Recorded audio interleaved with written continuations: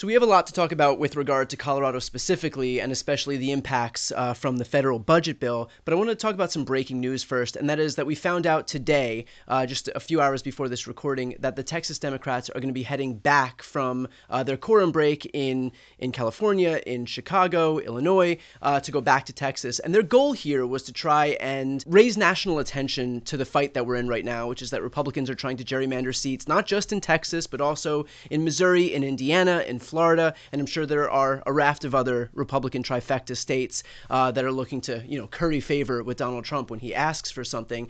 And so we've seen a few instances where Democratic governors across the country are looking to push back against this blatant power grab by Republicans. You are in charge of one of the few states that Democrats have as a weapon at our disposal. This is a Democratic trifecta in Colorado. And so what steps can or will be taken in your state to counteract what's happening, the blatant power grab that's happening at the hands of Trump and these Republicans? Well, look, I think first of all, what Republicans are trying to do in Texas, perhaps other states, is wrong. It's unpopular. Frankly, I think it hopefully will help our statewide candidate for Senate in Texas to help put that in play. This is the kind of blatant power grab that voters, unaffiliated voters of both parties, they just consider it the height of arrogance for politicians. In our state, and I supported this, the voters passed a constitutional amendment that took redistricting out of the hands of politicians, out of the hands of the legislature, out of the hands of the governor, and constitutionally put it with a nonpartisan redistricting commission. And so they've done their work. They'll convene again in 2031 to draw the districts for 2032. And we have competitive districts here. I'm confident that we'll pick up because of some of the stuff we're going to talk about here, Brian. The terrible H.R. 1 bill that one of our congressmen, Gabe Evans, voted for, swing district. I think we're going to pick that one up. We have a chance of picking up another one as well. So, California and New York also have independent redistricting commissions. And I think the goal was, and rightfully so, to try and offer up these good government solutions in hopes that by doing it in these Democratic weapons, we would see some reciprocation in these Republican states, in these red states. Not only did we not see any reciprocation for these good government steps that these Democratic states have taken, yours included, but we're seeing kind of the complete opposite. I mean, we're seeing these Republicans take already gerrymandered maps and gerrymandering them even further. And so will there come a point? I mean, we're going to talk about the impacts, the dangerous impacts of H.R. 1. That is what happens when you have, entrenched Republican rule where Democrats aren't even able to have the same option to be able to win as Republicans do. And so will there come a point where we're watching these Republicans rig the rules of the game in their favor that you would do what Gavin Newsom is doing in California, move to step away from these independent redistricting commissions so that we're not unilaterally disarming in the states where we have the power to do something? Well, I think from Colorado's perspective, I'm confident we can deliver on 1 to 2 seats for a Democratic majority. That's what we want to do. I think all of our incumbents are safe. We're on the offense. We're going to pick up 1 to 2 seats. If you're talking about nationally, I think, again, what Abbott is doing, what the Republicans are doing, if they try it in Missouri, if they try it in other states, very unpopular, right? Very unpopular. People want to elect their politicians. They don't want politicians selecting people and taking away their voice in a general election. I hope and I think, based on H.R. 1, it's going to be a good Democratic year anyway. I hope it's a +7, +8 year with all the redistricting shenanigans. That can add even more. It could turn a +7 Democratic year to a +9 Democratic year just because of the arrogance, the height of arrogance that Republicans have in disenfranchising people by effectively watering down their vote in a general election. Well, I understand that it's unpopular, and I agree that it's unpopular, but the reality is that in large part, these politicians who are answering to Trump are not really interested in whether it's popular or not. They're interested in consolidating power for themselves. And so there comes a point where even if Republicans are passing deeply unpopular legislation, even if they're not responsive to the will of the voters, that it's going to be increasingly difficult to even have the opportunity to win in these districts by virtue of how they've been drawn. And so is there anything that could happen in the broader political environment that would make you rethink Colorado's allegiance to the Independent Redistricting Commission and recognize that we don't have that many weapons to wield at our disposal? Colorado is one, and that in this broader fight to be able to protect democracy from what is a very blatant paragraph from Republicans, that you would move to support not just the Independent Redistricting Commission, but kind of view Colorado's stance in this broader fight as, okay, we have to push back against what are anti-democratic moves at the hands of these Republicans. Well, again, this isn't the first time Texas tried to do this. They actually did it, if you recall. They did a decade redistricting. I believe it was when President Bush was president. And they tried to squeeze a few seats. And then again, it came around to bite them in the sense that they spread themselves thinner. And by the end of the decade, into the next decade, with Democratic shifts, Democrats won, like Colin Allred and others. We won swing seats. We beat Pete Sessions. We beat a number of others. He's back in a different district, but a number of Republicans lost. We gained seats in Texas. And I think that the voters are smart at the end of the day, Brian. They see through this. And again, swing voters, unaffiliated voters really don't like this kind of sheer arrogance. I think if the focus, stays on these Republican efforts to take our voice away, coupled with we need to get into HR1 and the damage it causes, you could have a +7 year that turns into a +9 Democratic year. And then you're talking 40, 45 seats, no matter how they draw them. Is there any concern as we look toward the prospect of the Supreme Court gutting Section 2 of the Voting Rights Act? If we see, now we're talking about not just states that may be redrawing maps because Donald Trump told them to and trying to squeeze out a few districts here and there in places like Texas, Indiana, Missouri, and Florida. Now, if Section 2 of the Voting Rights Act is overturned, now we're looking at all of these opportunity districts in states across the country. If we see a wave of mid-cycle map redraws in the aftermath of a possible Supreme Court ruling, would that change your thinking at all? Like, I guess the broader question is there anything in the national environment that would make you think differently about Colorado using an independent redistricting commission? And do you understand what I'm saying about like the prospect of unilaterally disarming because we're showing good government? We're taking good government steps in states where Yeah. we have majorities, but Republicans are just flouting the rules openly in their states. You should talk to more of a cartographer, a demographic specialist. Again, from the Colorado perspective, there is no process that would allow for it, so it's not something we thought about. Our state constitution has the process that cannot be amended in an off year, so there is no mechanism to go to the ballot this year. Like California is doing, it would be at the earliest, it would be 26, which would almost be the end of the decade anyway for 28. Again, that's not something we've really looked at in Colorado because we have a constitutional process for it. And it's one that I wish went to other states like Texas, like Florida. I wish they had constitutional processes for nonpartisan redistricting commissions to take the power out of the hands of the Republicans in that case, or out of the hands of the Democrats, put it in the hands of folks who draw maps that make sense and allow for competition to occur. Is a 2026 constitutional amendment process something that you would consider if we were in a national environment where things continue to degrade precipitously like they are now?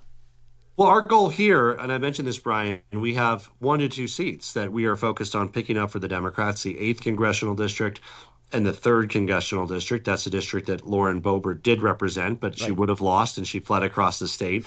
Her old district is competitive. And of course, there's one that we should win. So we're going to do our part from Colorado. I want a Democratic majority in Congress. We will furnish 1 to 2 seats of that majority, and hopefully that'll be part of the total that makes Hakeem Jeffries the next speaker.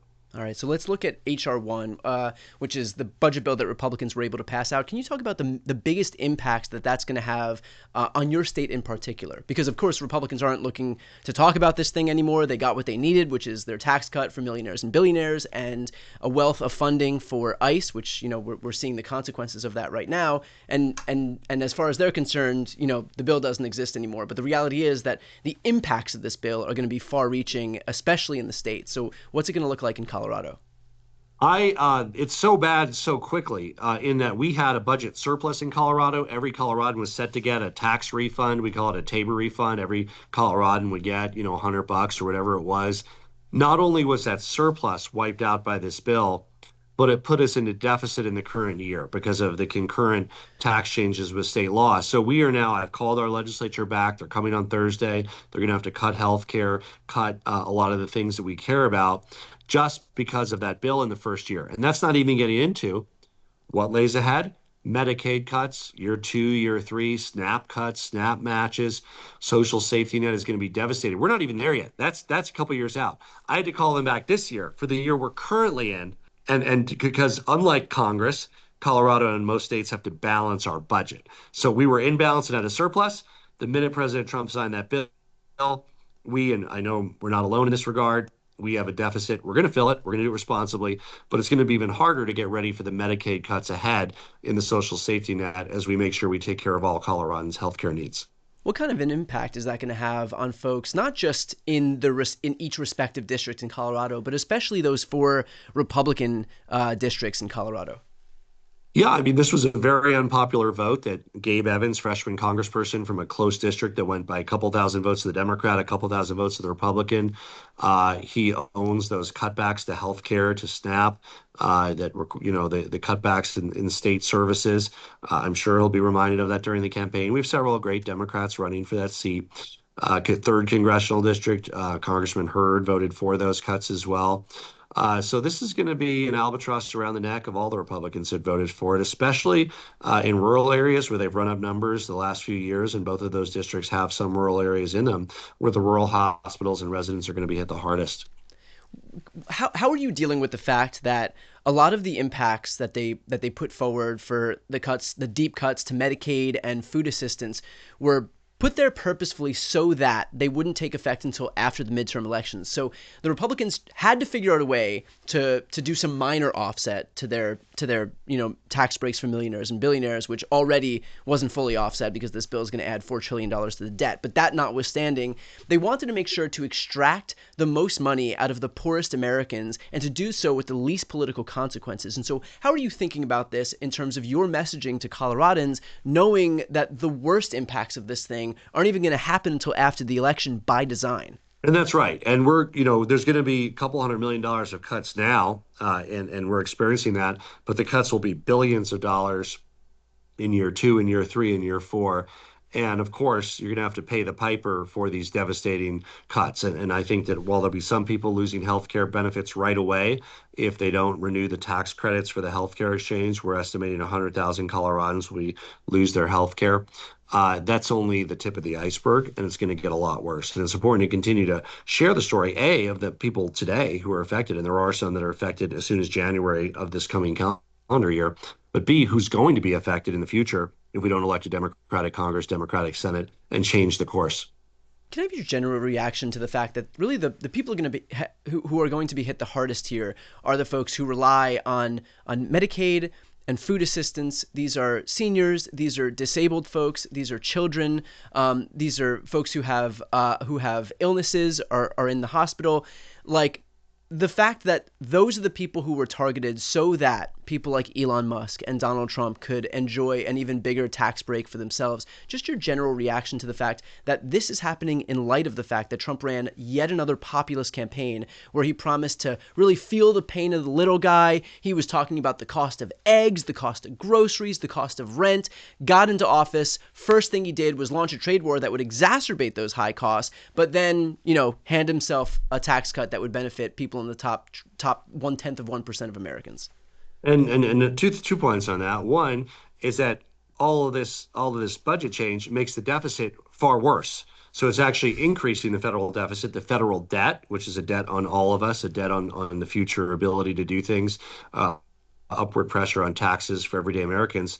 And of course, the tariffs, which are of already, I have two kids school age, already back to school items costing a lot more, 20-30% more. That's just the start of it. I was talking to a major hardware retailer.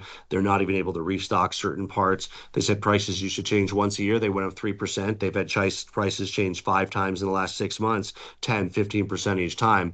And so these are regressive tax increases through tariffs. They're on everyday items that we purchase. It also hurts American competitiveness, manufacturing, ability to export. I heard from folks who are going to build factories here in Colorado, America. They can no longer do that because they can't get the parts and materials they need for manufacturing, and they're going to put their factories overseas instead. So it's hurting jobs, it's costing Americans, and of course, it's bloating our deficit.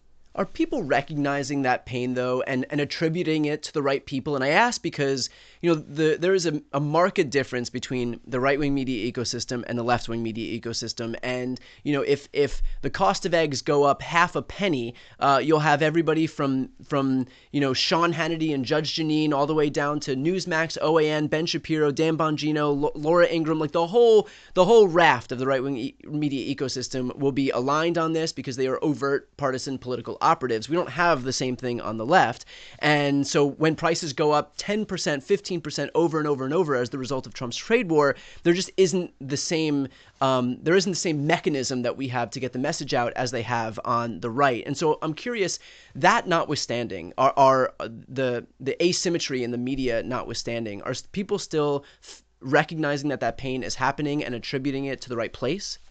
Well, hopefully they're all watching your show, Brian, and others like you. I mean, really, it's about getting the word out. Look, why do things cost more? It's because of tariffs, plain and simple. That's what's driving inflation, driving costs of consumer goods. Again, it's back to school time. The clothing on our kids' backs, their notebooks. There's import and export components for all of those manufactured overseas. America's been the beneficiary of low-cost goods. That's a good thing. It means the average American has more buying power. What a wonderful thing. That decreases with tariffs. It's a regressive tax. Lowest income, low middle income people pay the highest percentage. Sure, it does hit rich people, but a lot less of their income goes towards items that pay the sales that have tariffs, right? I mean, you can't consume. Elon Musk can't consume proportionally as much as his income. You just can't, you can't buy 10,000 times as much clothing. It just doesn't make sense. So it's regressive and it hits low and middle income Americans hardest. And that's exactly what tariffs are doing. And I think increasingly people are saying, hey, why are those prices going up? Well, there's one simple reason. It's the taxes that Trump has put in through tariffs. And finally, let's finish this because you do govern a true swing state here. And so what has been in your conversations with people across the state, what's been the most potent messaging that you've had in terms of being able to reach people on the other side of the aisle? Well, in our state, with the HR1 signing, the signing of that bill by President Trump took away your tax refund and forced the state to make cuts to health care. And of course, the fact that over 100,000 Coloradans could lose their health care, and that it's upward pressure on costs with the tariffs driving costs of everyday items. So that is what leads to this frustration factor with this administration in Washington. And of course, our state didn't go for Trump in the first place, but his numbers are even lower here today than they were in the election. All right. Well, Gov, I appreciate your time today. Thank you so much. Thank you, Brian. Take care.